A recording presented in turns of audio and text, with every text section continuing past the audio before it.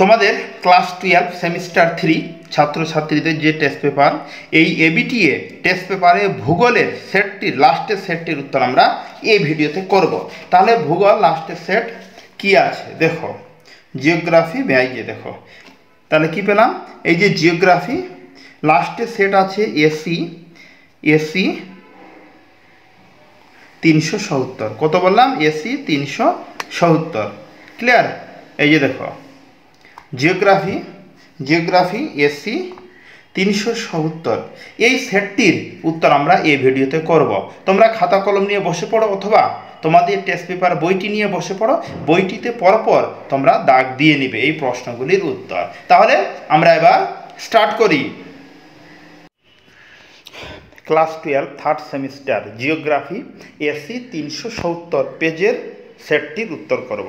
তাহলে নাম্বার 1, ওয়েগনারের মতে ড্যাশ যুগের প্রায় শেষ ভাগ পর্যন্ত পৃথিবীর মহাদেশীয় ভূখণ্ডগুলি একত্রিত হয়ে একক ভূখণ্ড রূপে অবস্থান করত। এটার উত্তর হবে অপশান এ।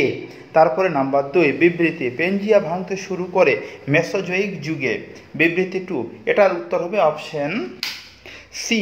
দুটি বিবৃতি সঠিক হবে। নাম্বার 3, অভিকর্ষ বলের টানে ভূমির ঢাল বরাবর আবহবিকারগ্রস্ত পদার্থ নেমে এলে তাকে বলে। এটার উত্তর হবে অপশান বি, ধস।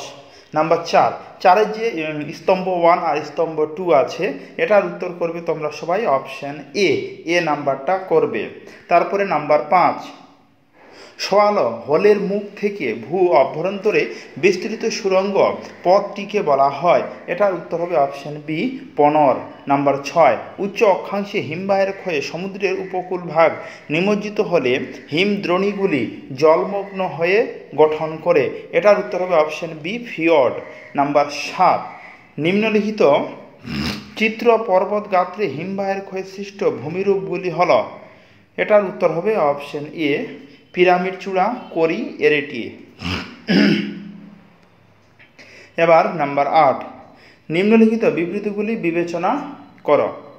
তাহলে এটার 8-এর উত্তর করবে তোমরা সবাই অপশান সি, দুটি বিবৃতি সঠিক এবং 2 নং বিবৃতি 1-এর সঠিক ব্যাখ্যা।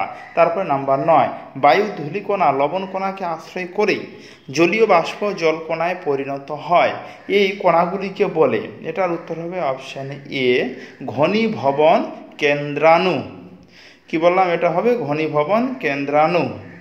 নাম্বার 10, নিম্নলিখিত বিকল্পগুলির মধ্যে গভীর সমুদ্রের তলদেশে সঞ্চয়িত পদার্থের সঠিক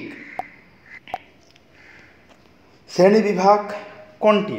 এটার উত্তর করবে তোমরা সবাই উত্তর অপশান ডি, টেরাপড, গ্লোবিজারিনা, রেডিওলেবিয়ান ও ডায়াটম। নাম্বার 11, যে পদার্থের শতকরা সর্বাধিক উপস্থিতির পরিমাপের দ্বারা সমুদ্র জলের লবণতা নির্গত করা হয় তা হবে অপশান এ, ক্লোরাইড। নাম্বার 12, অভিসারী পাত সীমানায় অধোপাত অঞ্চলে মহাদেশীয় পাতের নিচে ভারী সামুদ্রিক পাত অ্যান্থোনোস্ফিয়ারের অনুপ্রবেশ করায় ড্যাশ সৃষ্টি হয়েছে। উত্তর হবে অপশান সি, গভীর সমুদ্র খাত সৃষ্টি হয়েছে। নাম্বার 13, ভারত মহাসাগরের জল অপেক্ষা লোহিত সাগরের জল উষ্ণতর হওয়ার কারণ। এটার উত্তর হবে অপশান ডি, আবদ্ধ সমুদ্র। এবার নাম্বার 14, নিম্নলিখিত চিত্রটি যে বিষয়টি নির্দেশ করে তা হলো। দেখো একটা চিত্র দেওয়া আছে, ঘাস দেওয়া আছে, ফড়িং দেওয়া আছে, পাখি দেওয়া আছে, পেঁচা দেওয়া আছে। আবার এদিকে ঘাস দেওয়া আছে, খরগোশ দেওয়া আছে আর ভালুক দেওয়া আছে। তাহলে এটির উত্তর হবে অপশান সি, বাস্তুতন্ত্রের শক্তি ও পুষ্টি প্রবাহ অন্তঃসম্পর্কযুক্ত একাধিক খাদ্য শৃঙ্খলের মাধ্যমে পরিবাহিত হয়ে খাদ্যজাল গঠন করে।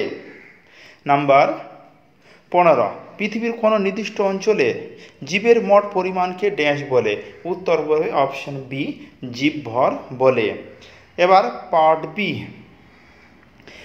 এর 16 নাম্বার, মূল বসতি থেকে দূরে বিচ্ছিন্ন হওয়ায় খুব অল্প সংখ্যক বসতি নিয়ে গড়ে ওঠা স্থানকে বলে। উত্তর হবে অপশান ডি, হ্যামল্যান্ড। নাম্বার 17 তোমরা সবাই উত্তর করবে অপশান বি। 17 কত বললাম? অপশান বি উত্তর হবে। দেখো তোমরা পাশে বইটি রাখো, তাহলে কিন্তু তোমাদের বেশি সুবিধা হবে। তোমরা সরাসরি বইটাতে দাগিয়ে নিলে ভালো হয়, ওখান থেকে সরাসরি আমরা পড়া মানে তোমরা পড়তেও সুবিধা হবে, এছাড়া তোমাদের স্যাররা পড়া ধরলেও চট করে দিতে পারবে, খাতা লেখার দরকার নেই, বইতেই দাগিয়ে নাও। তারপরে নাম্বার 18, জনসংখ্যা বৃদ্ধির স্থিতিশীল অবস্থাকে ড্যাশ বলে। এটার উত্তর হবে অপশন বি, শূন্য জনসংখ্যা বৃদ্ধি বলে। নাম্বার 19, ভারতবর্ষে প্রব্রজনের মূল কারণ হলো, এটার উত্তর হবে অপশন সি, কর্মসংস্থান। নাম্বার 20, জনসংখ্যা স্বাভাবিক বৃদ্ধির সাথে অভিবাসন যুক্ত হয়ে এবং প্রবাসন বিযুক্ত হয়ে যে পরিমাণ জনসংখ্যা পাওয়া যায় তাকে ড্যাশ বলে। এটার উত্তর হবে অপশন এ, জনসংখ্যা বৃদ্ধি বলে।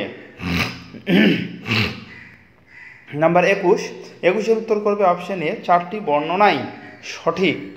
নাম্বার 22, দুটি মূল নগর একত্রে যুক্ত হলে তাকে ড্যাশ বলে। উত্তর হবে দ্বৈত নগর বলে। নাম্বার 23, পৌর বসতির অবস্থানকে প্রভাবিত করে এমন কিছু কারণ হলো। এটার উত্তর হবে অপশন এ। তারপরে নাম্বার 24, ভারতের পাঁচমারি, মিরাট, ব্যারাকপুর ইত্যাদি ড্যাশ শহরে শ্রেণীভুক্ত। উত্তর হবে অপশন সি, প্রতিরক্ষা শহর। নাম্বার 25 দেখো একটা স্তম্ভ দেওয়া আছে, যে স্তম্ভ 1 আর স্তম্ভ 2, এটার উত্তর করতে হবে। তাহলে 25 উত্তর করবে তোমরা সবাই অপশন বি, এ হলো 4, বি 1, সি 2, ডি 3। নাম্বার 26, 2011 সালে জনগণনা অনুযায়ী পশ্চিমবঙ্গের জনঘনত্ব অনুযায়ী কোন বিভাগের অন্তর্গত? উত্তর হবে অতি নিবিড় জনঘনত্ব। তারপরে দেখো নাম্বার একটা প্যারা দেওয়া আছে, এখান থেকে আমাদের প্রশ্ন দিয়েছে, প্রশ্নগুলো এবার করতে হবে। নাম্বার 27, মাইথন বাঁধ কোন নদীর উপর অবস্থিত? উত্তর হবে বরাকর নদীর উপর অবস্থিত। নাম্বার 28, অধিক বৃষ্টিবহুল অঞ্চলে জল বিভাজিকা স্থলে মৃত্তিকা ক্ষয়রোধ করতে হলে যে বিষয়টি গুরুত্বপূর্ণ তা হলো।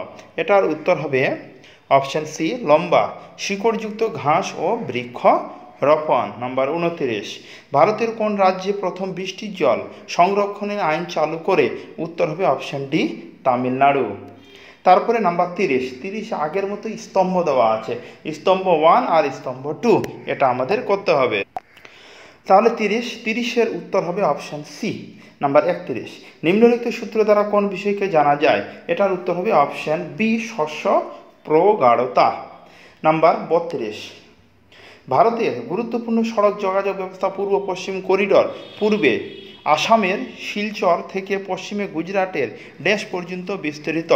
উত্তর হবে অপশন সি, পোরবন্দর পর্যন্ত বিস্তৃত।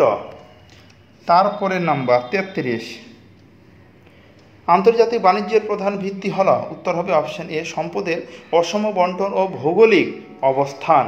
নাম্বার 34, ভারতের নিম্নলিখিত মানচিত্রে চিহ্নিত স্থানগুলি পর্যবেক্ষণ করে নিম্নলিখিত প্রশ্ন দুটির উত্তর দাও। দেখো একটা মানচিত্র দেওয়া আছে, তাহলে নাম্বার এ 34, তাহলে 34 উত্তর হবে চা এবং পাট। কি বললাম? 34 উত্তর কি বললাম? চা পাট।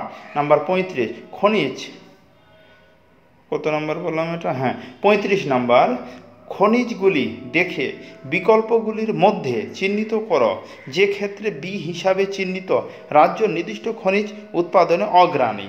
এটার উত্তর কয়লা ও খনিজ তেল ও আকরিক লোহা, খনিজ তেল ও প্রাকৃতিক গ্যাস, কয়লা ও ইউরেনিয়াম। এটার উত্তর করবে তোমরা সবাই অপশন ডি, কয়লা ও ইউরেনিয়াম। তাহলে আমরা ক্লাস 12 থার্ড সেমিস্টারে ভূগোলের লাস্টের সেটটির সম্পূর্ণ সেটটির উত্তর আমরা করলাম। তোমরা যারা এর আগের সেটের উত্তর করনি ভূগোলের, এমনকি বাংলা, ইতিহাস, অন্যান্য সাবজেক্টের ক্ষেত্রেও আমি ডেসক্রিপশনে লিঙ্ক দিয়ে দিয়েছি সম্পূর্ণ প্লেলিস্টটির, সেখান থেকে দেখে পরপর অন্যান্য বইগুলো তুমি দাগিয়ে নিতে পারো, ভালোভাবে লিখে নিতেও পারো। তাহলে আজকে এই অবধি, কথা হচ্ছে এরপরের ভিডিওতে। ধন্যবাদ।